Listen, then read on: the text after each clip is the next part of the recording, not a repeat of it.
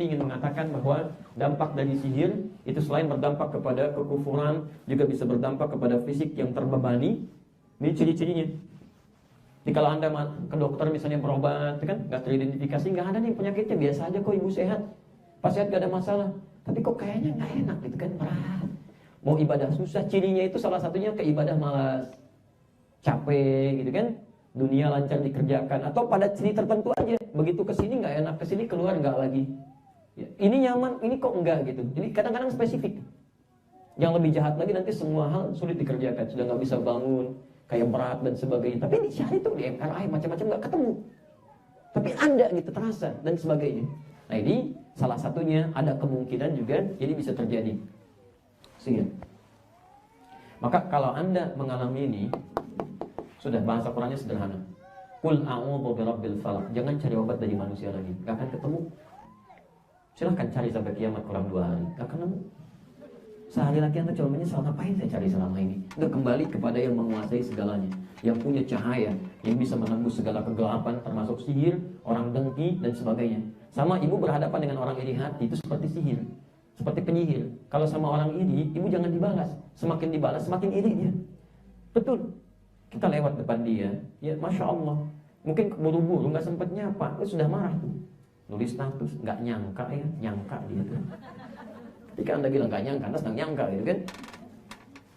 Anda balas lagi, ramai itu, terus gak akan pernah selesai. Orang seperti itu, kalau sudah berhadapan dengan yang demikian, sama kayak tukang sihir, gak usah dibalas, ibu langsung kembali kepada Allah. Maka bagaimana caranya? Mendekat langsung kepada Allah. Solusinya, ya, secara singkat saya tutup, karena juga saya sudah lewat dari yang tadi disampaikan. Secara singkat, tingkatkan ibadah kepada Allah. Ya, ibadah aja, termasuk langkah pencegahan Bu ya, Bapak, langkah pencegahan. Biasakan berzikir, tingkatkan zikir kepada Allah. Ya, apa itu zikir? Bukan hanya kalimat-kalimat yang baik, bukan. Zikir itu banyak, segala aktivitas yang mendekatkan kita dengan Allah. Semua aktivitas, di Quran semua aktivitas yang mendekatkan kita dengan Allah disebut dengan zikir. Misal, sholat disebut zikir. Quran surah ke-20 ayat ke-14. Ini diperintahkan pada Nabi Musa. Sedangkan musuh Nabi Musa kan tukang sihir. Ingat, musuh Nabi Musa tukang sihir. Ya, banyak surat di Quran yang menunjukkan interaksi Nabi Musa dengan tukang sihir. Ini Quran surah 7 ayat 117 sampai 172, Quran surah Yunus, Quran surah Thaha, ada semua. Dan Nabi Musa diperintahkan oleh Allah untuk salat. Wa aqimis salata li dzikri. Tunaikan salat untuk zikir kepada saya, supaya lebih dekat dengan Allah.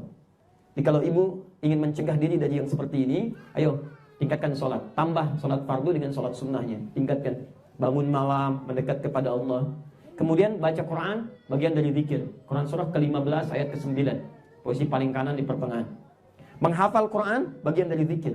Bahkan disebutkan 4 kali di Quran, surah ke-54 ayat 17, ayat 22, ayat 32, ayat ke-40. Jadi kalau penghafal Qurannya dia benar, dekat dengan Allah, itu dijaga oleh Allah.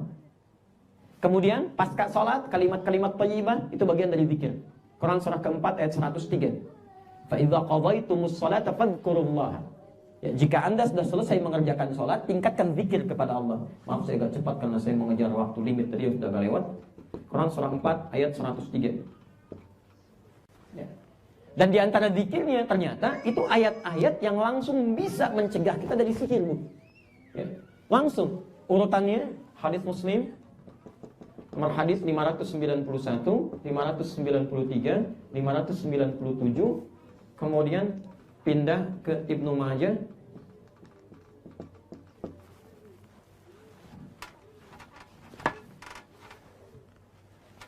(925).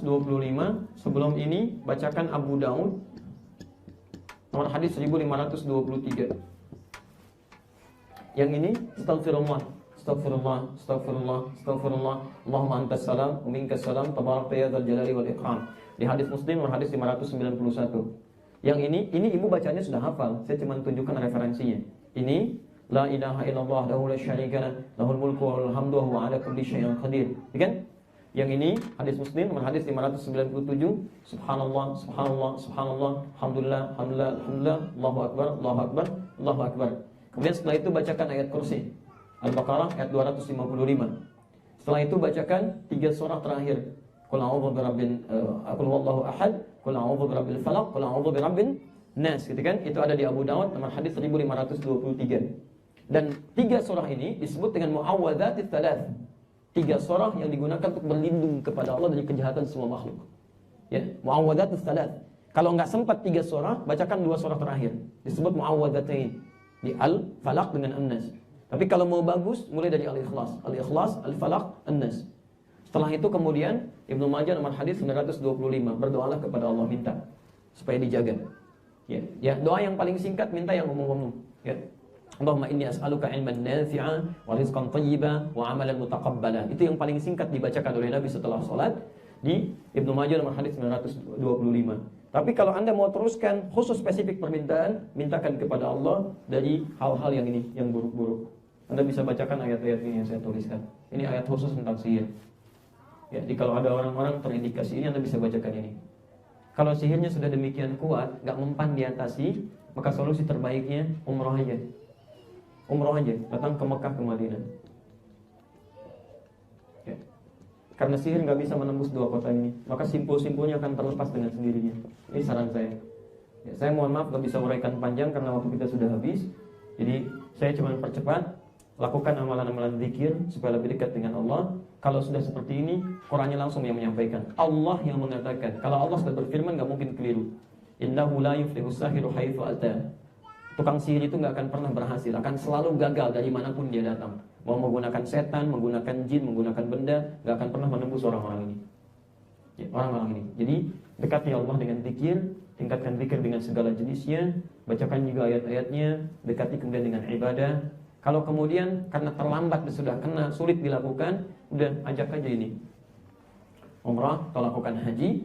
Ya, bisa mulai dari Mekah, dari Madinah, nanti simpulnya lepas pelan-pelan tuh. Simpulnya lepas karena sihir itu nggak akan bisa masuk ke wilayah-wilayah ini dalam keadaan-keadaan yang baik dengan iman yang benar. Ya, dan itu sudah banyak kisah. Ada orang yang luar biasa, jinnya juga besar, luar biasa, susah diatasinya itu. Susah diatasinya. Jadi begitu kemudian sulit, udahlah umrah aja. Begitu berangkat, nyampe ke Madinah lepas. Hilang. Dari Makkah pulang ke Indonesia sudah bersih lagi. Baik. Tapi kalau itu kemudian selesai pun mesti dijaga. Jangan melakukan kebiasaan yang jauh dari Allah lagi. Jauhi yang tidak baik, jauhi yang disenangi setan. Setan itu keadaan rumah yang kotor, makanan yang haram, minuman yang haram, perbuatan yang haram. Setan senang. Yang begitu gampang kok. Jin gak kena sihir pun sudah mudah sama setan, ditiup dikit sudah keluar. Ya, maksudnya keluar dari ketaatan kepada Allah. Ini yang bisa saya sampaikan karena kita sudah masuk ke waktu zuhur, supaya ini hak masjid bisa digunakan untuk menunaikan sholat. Ya, jika ada yang benar itu petunjuk dari Allah dan Rasul yang untuk kita amalkan. Tapi kalau ada yang keliru, itu mutlak kesalahan saya. Mohon saya diingatkan supaya saya bisa koreksi. Dan saya katakan dengan jelas, jika menemukan kekurangan, kesalahan apapun itu, baik dalam yang sederhana, saya penyebutan ayat atau misalnya hadis atau yang tidak tepat, tinggalkan pendapat saya, ambil pendapat ustadzah yang lebih baik, yang bisa membimbing kita untuk lebih dekat dengan Allah dan Rasulnya, insya Allah. Demikian yang saya